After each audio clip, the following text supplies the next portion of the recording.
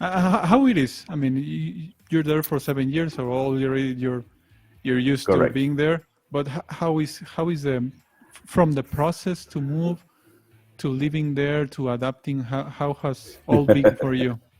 Yeah. Um, First thing is that, as mentioned, the software engineering area is being increasing with time. So there is a lot of opportunities here in the United States. A lot, so many. That means that they need people to migrate from other countries to here to United States because they don't have good enough amount of engineers here in America. I will say America because it's the way that they say, but Yeah, yeah. don't We, don't, I think don't be we hard know. on me on that. We know America means United States in this context. Exactly in the context, but don't be hard on me. I know America is every All the single continent. country in the continent, but this is the way they say, so I will be learning about it. How on use it. So um, there is a lot of opportunities, and the way to come here is that some company need to sponsorship you. Okay. So they give you a job offer, and then you need to get a visa in order to work here legally.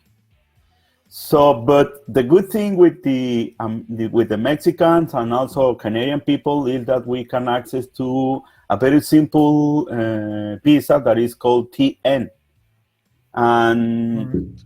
different than other kind of visas, we can get this visa from 1 week to the other one. So it's very quick to get that kind of visa. And for the companies, it's so simple for them that they just need to send you the job offer letter, and that job offer letter, it will give you the opportunity to get the visa.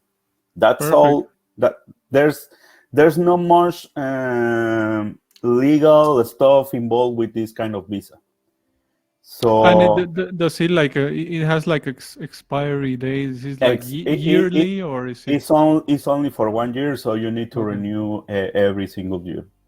It's only sometimes when you arrive to the line to by plane, or when you are with the immigrant agent, they can give you 3 years, but the stamp or the visa is only for 1 year. So after your visa is expired, you can stay a couple of years more, but you cannot go out.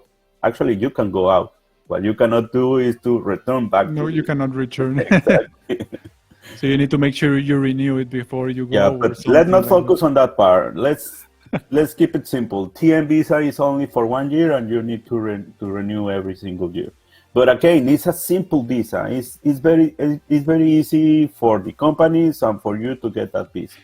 And what are the limitations? Are there any restrictions for with that kind of visa? Yeah, you need to show to the consul Uh-huh. that you are good enough for the company, and that means that you Okay. need to have a degree or Okay.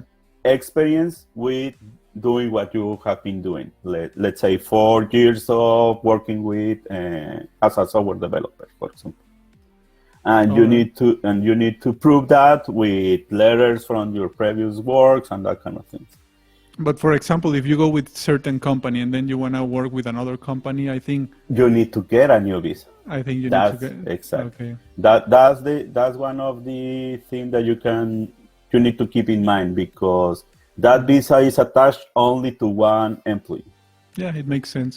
Exactly. And what about? I mean, there are a lot of companies or that say that they can help you to process once you're there. Exactly. This famous green card. Exactly. What does that Before that, mean? there is another kind of visa like H1 or L that Okay. gives you more time. Let's say this is grant for 3 years, and for example, with TN, you cannot apply for the green card, and we will go for that part. But you Mhm. cannot apply for a green card because the green card, it takes more than 2 years all the entire process.